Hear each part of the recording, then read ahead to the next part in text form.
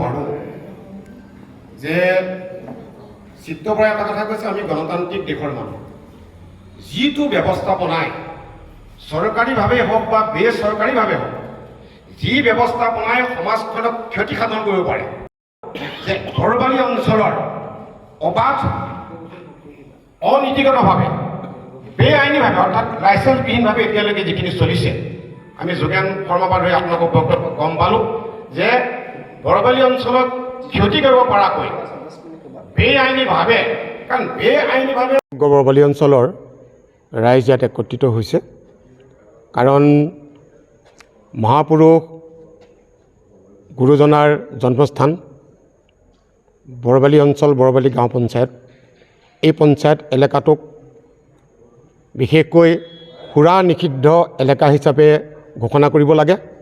ৰাইজে বিচাৰিছে, ইয়াৰ বিজ্ঞ সমাজে বিচাৰিছে, মহিলাসকলে বিচাৰিছে, আই মাতৃ সমাজে বিচাৰিছে। কিয়নো অবাধ সুৰাৰ প্ৰচলনে এই সমাজখনক বহুখিনি ক্ষতি কৰিছে আৰু ভৱিষ্যতে যাতে ক্ষতি নহয় তাৰ কাৰণে এই অঞ্চলৰ ৰাইজে আজি একেলগে মাৰ বান্ধি আগবাঢ়ি আহিছে।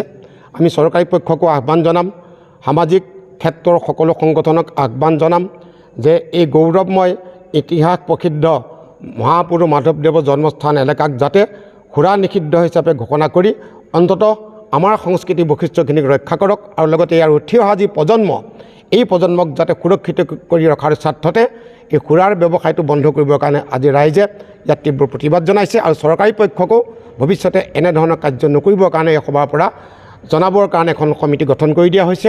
এই কমিটিয়ে চৰকাৰৰ লগত জিলা উপায়ুক্ত মহোদয়কে আৰম্ভ কৰি বিভিন্ন বিভাগৰ লগত যোগসূত্ৰ স্থাপন কৰিব, যাতে এই অঞ্চলত শান্তি সম্প্ৰীতিৰে আমি বসবাস কৰিব পাৰোঁ। তাকে আমি কামনা কৰিছোঁ। বিপণীলৈ যি আজি আলোচনাত আহিলোঁ, এই আলোচনাৰ মাধ্যমে আমি আদিবাসী ছাত্ৰ সংগঠনৰ ফালৰ পৰা আৰু আমি আদিবাসী এৰিয়াৰ যি আমি প্ৰতিনিধিত্বক আগবঢ়াইছোঁ, প্ৰতিনিধি হিচাপে আমি কিছু বৰবালী এৰিয়াত যি মাধৱদেৱৰ জন্মস্থানৰ দুটা তীৰ্থভূমি থকাৰ স্বত্তেও ইয়াত যে কোনো ধৰণৰ অনুজ্ঞাপত্ৰ প্ৰদান নকৰক তাৰ বিষয়ে আমি চিন্তা কৰি আজি আমি সমাজখন আগবাঢ়িছোঁ। লগতে আমি বৰবালী এৰিয়াত কোনো ধৰণৰ তেনেকুৱা অনুজ্ঞাপত্ৰ প্ৰদান কৰিব নালাগে বুলি আমি প্ৰশাসনক যি ব্যৱস্থা আছে তেওঁলোকক আমি বিশেষভাৱে অনুৰোধ জনাইছোঁ।